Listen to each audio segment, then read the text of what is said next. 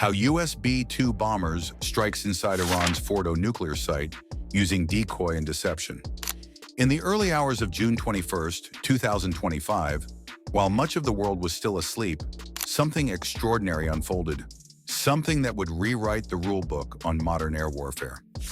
From Whiteman Air Force Base in Missouri, a fleet of B-2 Spirit stealth bombers silently lifted off into the night sky.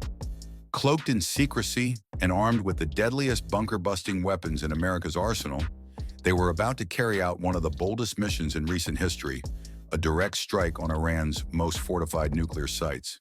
But this wasn't just about brute force, it was a masterclass in deception. Shortly after takeoff, the B-2 formation split into two. One group veered west, flying toward familiar U.S. outposts in the Pacific, possibly Anderson AFB in Guam or Diego Garcia in the Indian Ocean. This decoy group was meant to bait watchers, confuse global radar systems, and distract Iranian intelligence. Meanwhile, the real strike force, 7 B-2s, armed with massive ordnance penetrators, MOPs, headed east toward Iran. Their true destination? Deep underground nuclear facilities in Fordo, Natanz, and Isfahan. The Fordo site in particular is no easy target. It's buried beneath a mountain, with the main chamber sitting nearly 200 meters from the entrance, protected by a thick layer of rock and steep terrain. It was built to withstand airstrikes. But this wasn't any ordinary airstrike. Just before the B-2s reached Iranian airspace, another piece of the operation snapped into motion. From beneath the waves, a U.S. nuclear submarine launched a barrage of cruise missiles, targeting additional nuclear infrastructure in Isfahan.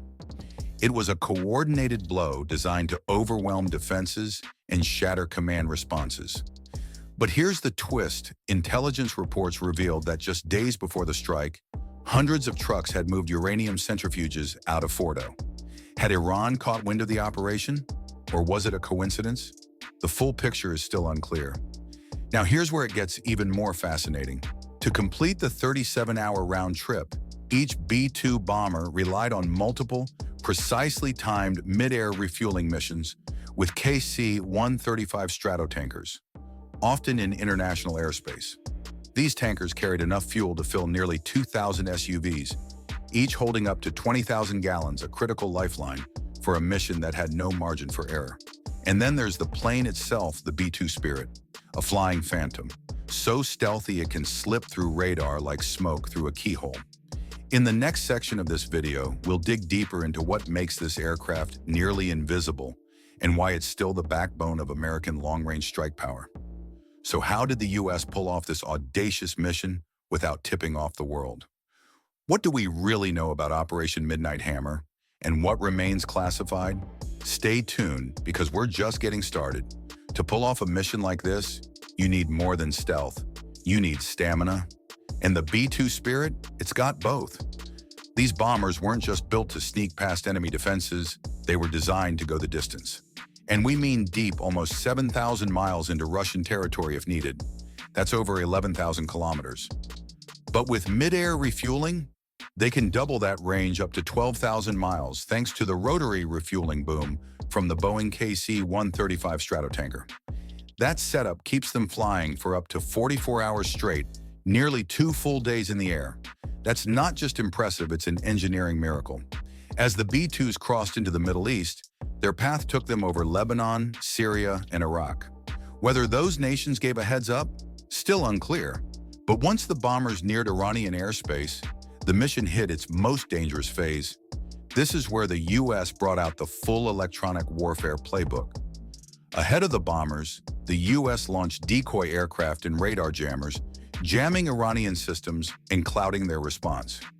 It wasn't just about being invisible, it was about confusing everything the enemy was looking at. Alongside that, fighter jets and recon planes scanned the skies and terrain for threats, everything from surface-to-air missile sites to enemy interceptors. Through it all, the B-2s flew undetected thanks to their stealth design and meticulously calculated flight paths. Now let's talk about Fordo, Iran's most heavily fortified nuclear facility. It's not just protected by anti-aircraft systems. This place is buried deep inside a mountain, surrounded by rugged terrain, and guarded by 6 separate tunnel entrances. The heart of the site, the uranium enrichment chamber, is believed to sit directly beneath the mountain ridgeline, hidden under roughly 40 meters of solid rock.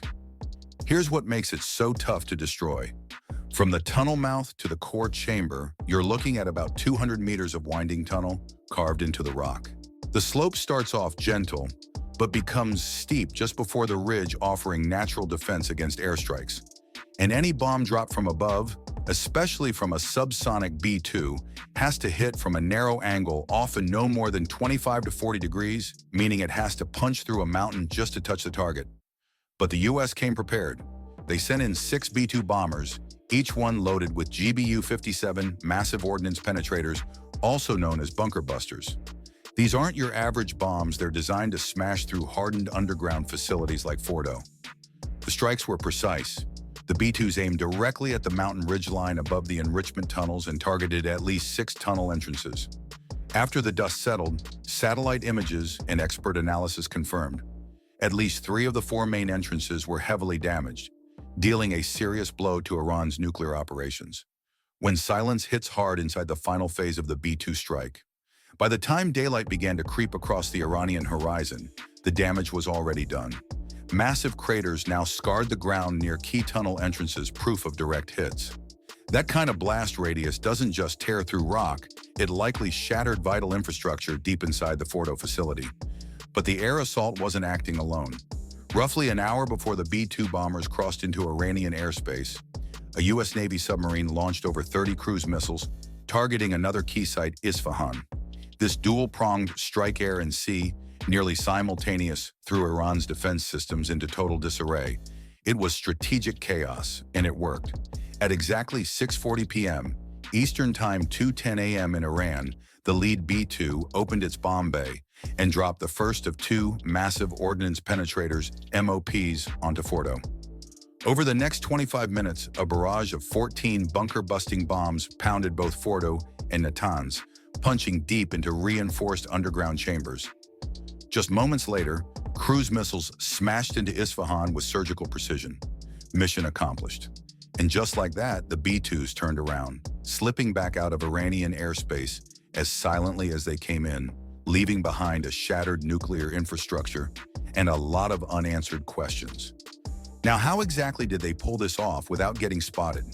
That's where the B-2 Spirit's design genius kicks in. Unlike traditional aircraft, the B-2 doesn't have vertical stabilizers or a tail rudder. Why? Because any vertical surface reflects radar, making the aircraft easier to detect. So instead, designers came up with a clever workaround: split drag rudders. Here's how it works. Each wingtip has 2 panels that can swing out like tiny doors, opening in opposite directions. When the left rudder pedal is pushed, the left side panels open, creating drag and pulling the nose left. The same goes for the right.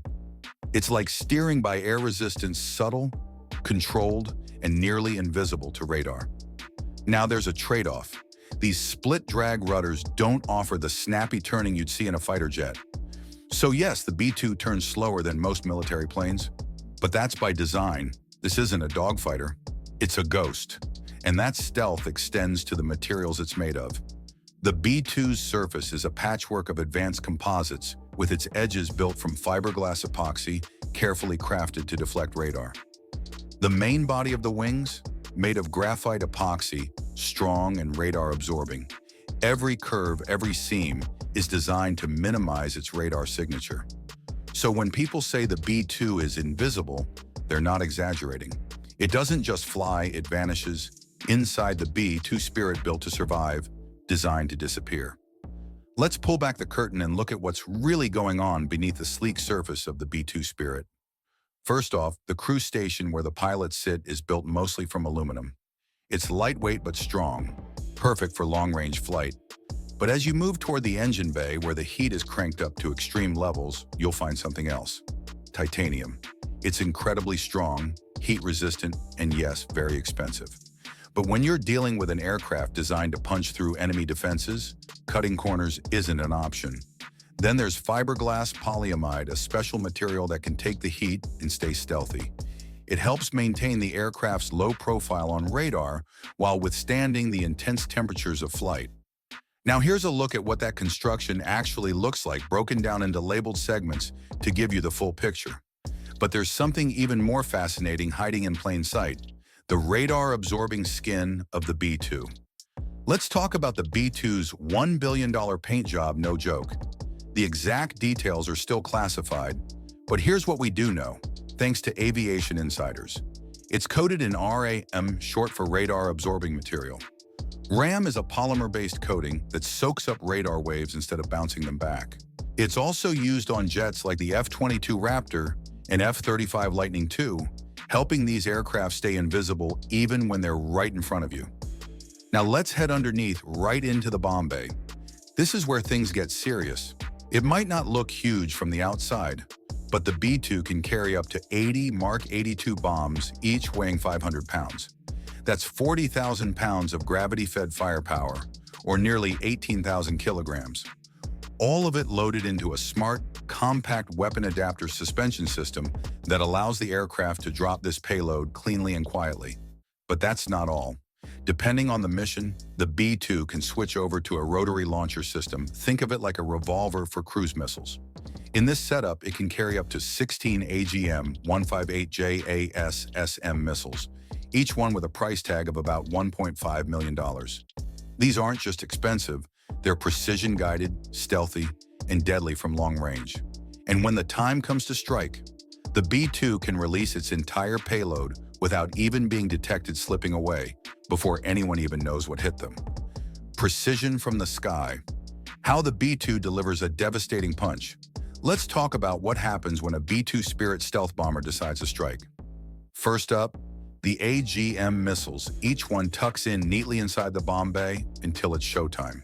Once released, the missile unfolds its wings mid-air like a bird of prey and cruises toward its target, capable of flying up to 230 miles or about 370 kilometers. But how does this system work so precisely? Let's break it down. Step 1. The launch platform. The B-2 operates at extremely high altitudes, staying above enemy radar and within striking distance.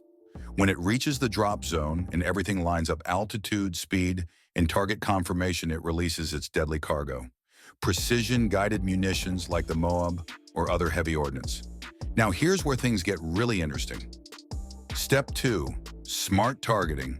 Once in free fall, the bomb isn't just dropping blindly. It's equipped with a military-grade guidance system, a combination of GPS and inertial navigation, which constantly tracks its position using satellites and onboard sensors. Step 3. Mid-air corrections. Now the bomb doesn't have engines or thrusters. It can't steer like a missile. Instead, it uses 4 small fins at the back called lattice control fins to make tiny adjustments to its flight path as it drops. These fins react in real time, taking data from the guidance system and shifting just enough to nudge the bomb left, right, or down the perfect glide slope. Because there's no propulsion, the bomb relies entirely on gravity and those steering fins to stay on course. That's why altitude is everything. The higher the drop, the more time and space the bomb has to make adjustments and hit its target dead on. Step 4. The hardest part: impact.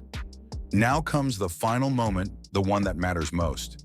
As the bomb nears its target, it's falling faster than sound, gaining incredible momentum. And when it hits, it's not just an explosion, it's a precision strike designed to penetrate bunkers, hardened targets, or deeply buried facilities like Iran's nuclear sites. That's the art and science of modern air power. Quiet, calculated, and catastrophic, all without ever being seen. Now let's talk about the big one, literally. This is the Massive Ordnance Penetrator, and when we say massive, we're not exaggerating. It weighs in at a jaw-dropping 30,000 pounds. That's roughly 14,000 kilograms of raw, destructive power. When this beast drops, it doesn't just explode on the surface. It's engineered to slam into the ground at high speed and dig deep. We're talking over 200 feet into reinforced concrete before it even goes off. What's the goal? Simple: to take out the stuff that's buried far out of reach: underground bunkers, nuclear facilities, hardened command centers, the kinds of targets that regular bombs just bounce off of. When it hits hard, and it delivers its payload with surgical precision, making sure the damage is done right where it counts most.